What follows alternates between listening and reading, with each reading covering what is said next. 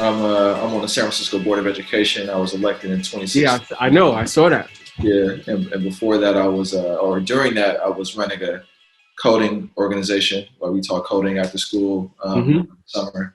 And so when you talk about like the issues going on in the school and how to build a successful supplemental sort of like, Hmm. essentially like a third party Yeah.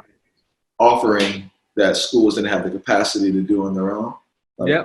trying to integrate coding education across various schools. There's a lot of capacity issues. Yeah. Um, and and because of some of the, I want to get into really like your opinion. You partner closely with public schools, it sounds like, and Hmm. you're also a parent. Um, uh, what is sort of your commentary, opinion on like how parents should be thinking about public schools? How do you think about the state of public education So right I have a lot of issues with the public school system. now? I from a personal standpoint, as a student, from a standpoint as a parent. As a student, I never forget. I had grew up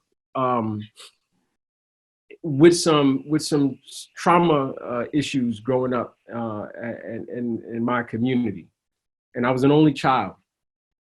School for me was, I loved school, because what it was a doorway to deal with or get away from the traumas that I was dealing with as a young child.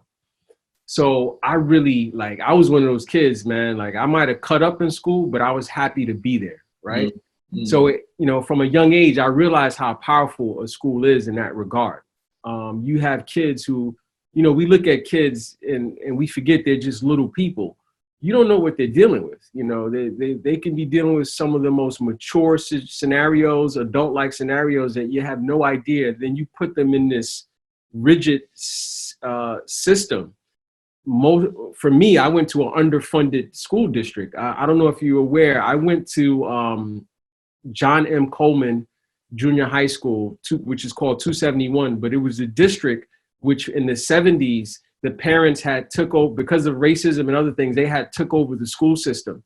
It's like plenty of books that's written about it. It's the Brownsville school educational system and the unions. It was a lot of stuff. So for me, school was very important. Unfortunately, at the time that I went, we went through crack epidemic, AIDS epidemic, heels of the heroin epidemic, and I saw how, we were destroyed, and the school was almost a doorway to see how we was destroyed. And I never forget. I was in third grade, and I had Miss Berger. I never forget Miss Berger. I like Miss Berger. She got me in a lot of trouble. I got a lot of ass whoopings as a result of her telling on me with my mom. Sorry Right? to laugh about your asshole. Yeah, a lot, like a lot. Like, I'm working and I look up who's at the back of the classroom. My parents looking at me, cutting up. So, but Miss Berger cared. And I never forget, the school had told my mother that they wanted to track me for special education. And Miss Berger, this white Jewish teacher who had no relationship to Brownsville other than teaching there, despite she was getting me in trouble, pulled my mother aside and said, "Yo, don't let them do that to your son. There's a gifted and talented test at Brooklyn College. You should have him tested." So I went from being tracked for special education to now taking this test. I always was a quick test taker. Like, I always was just test. I was one of those kids who I could do really well on tests without a lot of preparation. Yeah. It was a curse, a gift and a curse.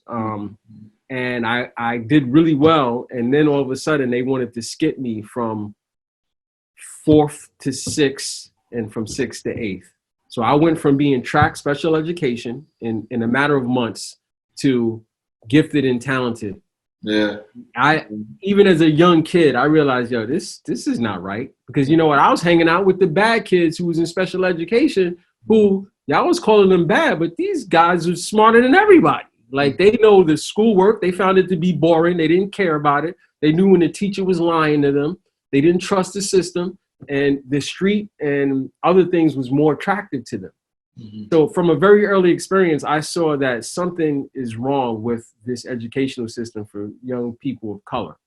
And then fast forward years later, as a parent, my kid, he's in my oldest. Our oldest was had won. We had won the lottery for him to go to one of these charter schools that was very popular.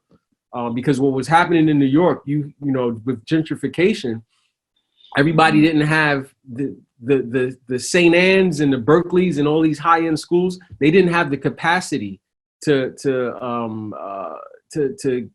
bring in all these new parents that were making money coming into New York. So what happened was these parents were flocking to certain schools, and it depended on the leadership of those schools. And we had this very popular school, Community Roots Charter School. Our oldest got in, and from kindergarten, I saw the same thing that they were doing with me 30 years prior, or 40 years prior. He was going through the same thing. It didn't matter that his parents were now affluent, both college educated, decent professions, community. He was literally being tracked for the same thing. We get to the Board of Ed, and the Board of Ed is like, yo, nah, this kid is bright. He should be skipped. School wanted him to be left back. And it made me realize that not much had changed with our school system. We wanted to do something about that. And we studied what the Panthers had done. We studied what all these Black nationalist groups had done at a different time. And we tried to do our own spin on